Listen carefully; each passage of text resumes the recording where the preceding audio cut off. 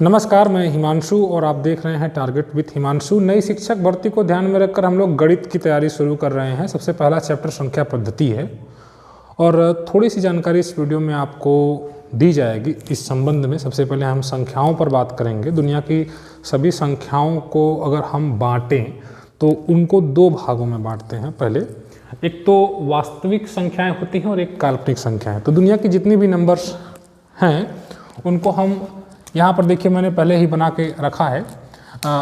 एक तो काल्पनिक संख्याएं होती हैं जिनका हमारे सिलेबस से कोई संबंध नहीं है, जिसका मतलब जो होती ही नहीं एक्चुअली, बस वो समझ लीजिए रिसर्च वगैरह के लिए, वैज्ञानिक पद्धतियों के लिए यूज की जाती हैं थोड़ी बहुत संख्याएं, वो काल्पनिक संख्याएं होती हैं जो रियल में होती नहीं हैं।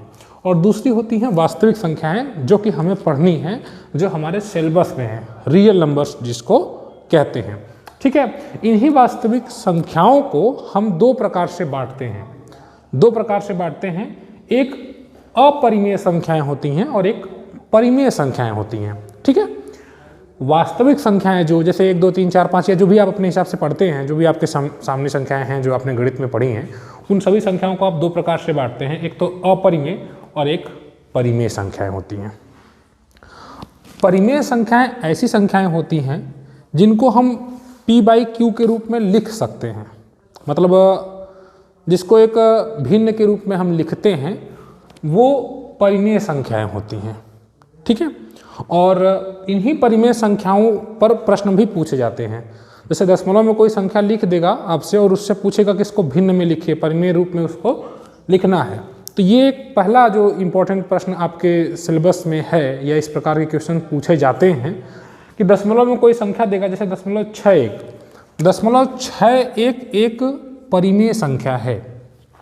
ठीक है, मतलब इसको परिमेय संख्या के रूप में लिखना है। ठीक है, माफ करिएगा, इसको आपको परिमेय संख्या के रूप में लिखने के लिए प्रश्न परीक्षा में पूछ दिया गया। तो ये बड़ा आसान है, आप इसको परिमेय संख्या का मतलब बटे में लिखेंगे, अपान में P/Q के रूप में लिखते हैं, जहाँ P और Q इंटीजर्स हैं। ठीक है, तो 0.61 को लिखने के लिए आप लिखेंगे 61/2 जीरो है, तो यहाँ पर ये 00 सॉरी मतलब 2 अंक है तो 2 जीरो लगा देंगे। 61/100 ये आपका P/Q के रूप में परिमेय संख्या के रूप में लिख दिया गया। तो ये तो बड़ा आसान होता है, ये तो आपसे एग्जामिनर नहीं पूछेगा। अब इतना आसान नहीं पूछने आ रहा है कि 0.57 को 57/100, मान लीजिए 0.5 लिखा हुआ है तो इसको लिख देंगे 5/10। तो इस तरह से चीज़ें नहीं पूछी जाएंगी, थोड़ा सा जटिल हो जाएगा। देखिए जैसे यहाँ पर एक सवाल है 0.3333। कभी कभी क्या होता है कि आपने देखा होगा कि इस प्रकार की संख्याएं आती हैं जो कभी खत्म ही नहीं होती हैं, 3 3 3 3 3, वो आगे तक बढ़ता जाएगा।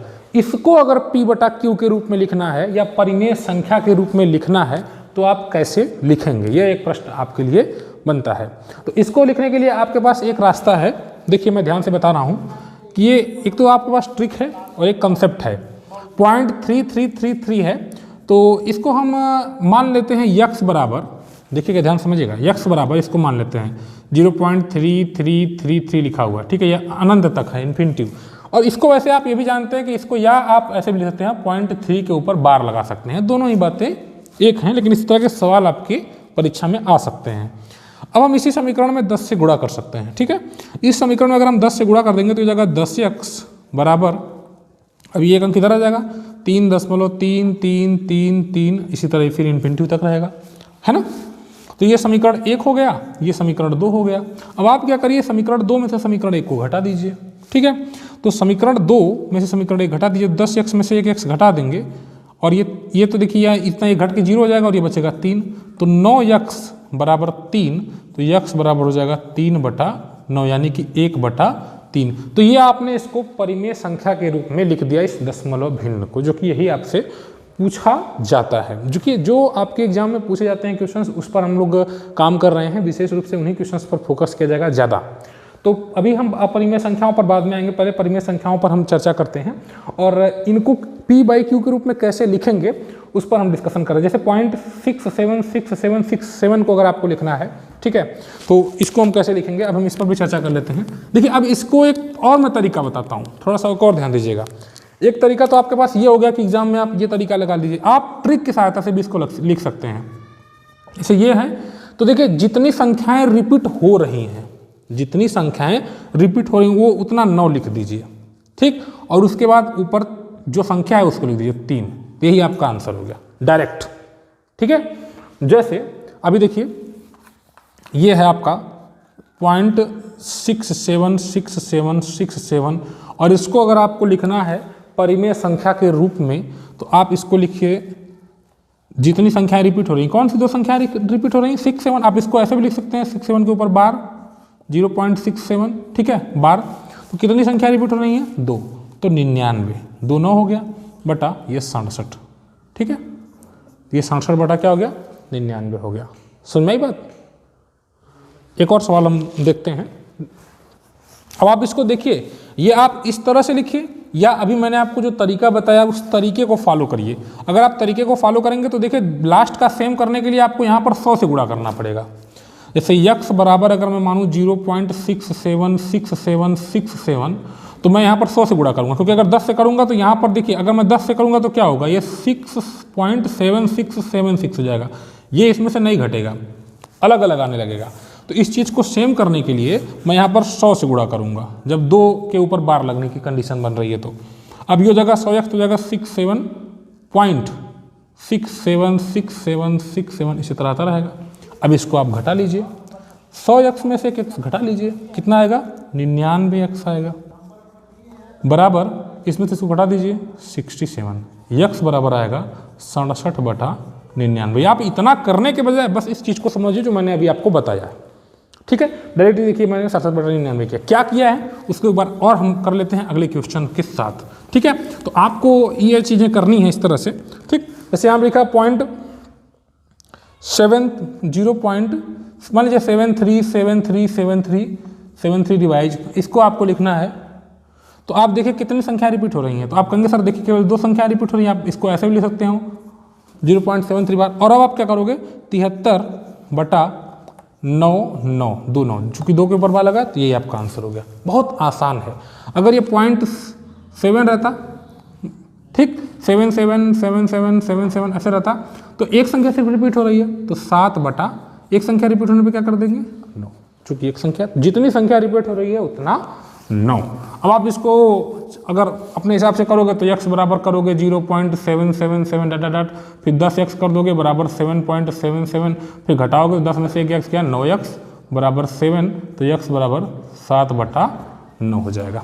बात समझ में? तो ये चीज़ ऐसे करने के बजाय आप इस पर फोकस करो, ये बहुत ही इंपॉर्टेंट है, देखिए समझ लीजिएगा। अब आप कहेंगे सर एक बात बताइए, सवाल इस तरह से भी आ सकता है, जैसे यहाँ पर देखिए, यहाँ पर क्या है कि रिपीट हो रहा है 3 अंक, जैसे 0.523 डॉट डॉट ये अनंत तक आ रहा है, तो यहाँ से रिपीट हो रहा है इतना, तो आप कहोगे 0.523 के ऊपर पूरा बार लग जाएगा, 3 अंक रिपीट हो रहे हैं तो 3 9 लिख दीजिए और बटा ये हो जाएगा 523, ठीक है।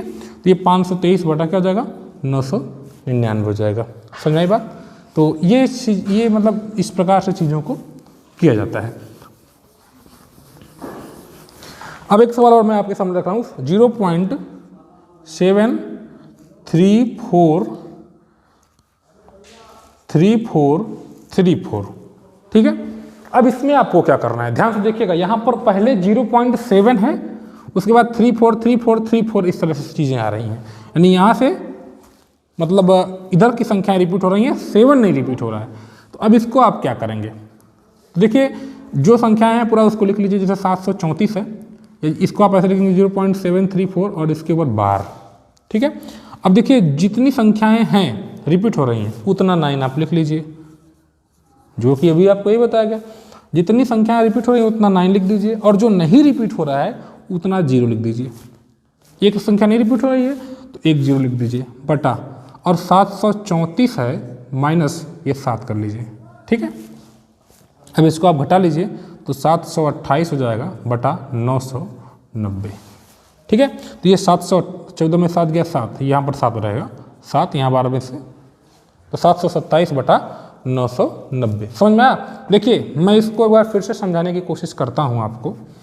अगर ऐसा हो कि कोई एक अंक रिपीट ना हो, जैसे यहाँ पर भी हो रहा है, इसको भी आप इन तीनों सवाल को अपने से करिएगा, ठीक।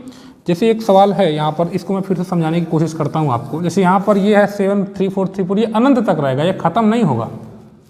तो आप इसको देखिए कि जितनी संख्याएं रिपीट हो रही हैं 3 4, 2 संख्याएं रिपीट हो रही हैं तो 2 9 लिख दीजिए, ठीक है। जो रिपीट नहीं हो रहा है उसको 0 लिख दीजिए, उसकी जगह पर एक 0 बटा 734, और जो नहीं रिपीट हो रहा है -7 तो ये 7 कर दीजिए। अब इसको घटा दीजिए, तो मैं 7 गया 7 और ये 727 बटा 990। बात समझ में आई? तो ये एक तरीका हो गया। अगर आप इसको मतलब लॉन्ग मेथड से करेंगे तो फिर आपको यहाँ पर 10 से गुणा करना पड़ेगा और चीज़ें फिर उसी प्रकार से हो जाएंगी, आप उसको ज़्यादा दिक्कत आपको नहीं आएगा, चीज़ें वही हैं। तो ये एक प्रकार से तरीका हुआ। ठीक, ये 3 सवाल आपके मतलब HW हैं, इनको आप करिएगा, जरूर करिएगा और आंसर बताइएगा कितना आया। और इन्हीं परिमेय संख्याओं को जो आप पढ़ रहे हैं, जो भी मैंने आपको बताया, 2 प्रकार से लिखा जाता है। एक तो भिन्न के रूप में, जैसे 4/5, ठीक, 1/3। देखिए स्वयं एक भी एक परिमेय संख्या है ना, लेकिन एक भिन्न है कि नहीं आप कहेंगे है। अगर एक को आप भिन्न के रूप में लिख सकते हैं 1/1, एक भिन्न भी माना जा सकता है 3/1, लेकिन यह भिन्न होने के साथ साथ पूर्णांक भी है। भिन्न होने के साथ साथ ये पूर्णांक भी है, पूर्णांक, क्योंकि इसको ये पूर्ण है, संपूर्ण है, पूर्णांक है या पूर्ण संख्या जिसको आप कहते हैं। तो परिमेय संख्याएं 2 प्रकार से बांटी जाती हैं, जो परिमेय संख्या आप पढ़े, एक तो P/Q के रूप में जो रहती हैं भिन्न के रूप में, और जो पूर्ण अंक के रूप में रहती हैं जिन्हें पूर्ण संख्या कहते हैं। ठीक, और यही फिर पूर्णांक निगेटिव हो जाता है, फिर पॉजिटिव हो जाता है, फिर वो 0 हो जाता है। तो ये आपको समझना है कि परिमेय संख्याएं भी जो होती हैं वो भिन्न के रूप में लिखती हैं। जैसे मैंने आपसे पूछा 4/7, तो आप 4/7 को चूंकि P/Q के रूप में लिख रहे हो, भिन्न के रूप में लिख रहे हो, तो भिन्न वही है, वो एक परिमेय संख्या हुई और ये भिन्न हुई। और पूर्णांक का मतलब सिर्फ 7, 3, 2, ठीक है, 0 भी एक पूर्णांक है। तो ये पूर्णांक होते हैं। आगे पूर्णांक पर हमें फिर डिस्कशन करना है, पूर्णांक से हम आगे नेक्स्ट वीडियो में मतलब आपको जानकारी देंगे। और ये 3 क्वेश्चन करिएगा। ये मैथ की पहली क्लास थी और मैथ की भी रेगुलर क्लास आपको दी जाएगी। बस ये है कि आपका रिस्पॉन्स मिलना चाहिए और अधिक से अधिक लोगों तक जोड़िए, अधिक से अधिक लोगों को जोड़िए और वीडियो को शेयर किया करिए, ताकि नए कैंडिडेट्स जो नई शिक्षक भर्ती की तैयारी कर रहे हैं उनकी हेल्प हो सके और हम लोग एक मतलब स्टडी प्लेटफॉर्म बढ़िया से तैयार कर सकें। इंग्लिश का और मैथ का क्लास आपको प्रोवाइड किया जाएगा। मिलते हैं नेक्स्ट वीडियो में। Good bye.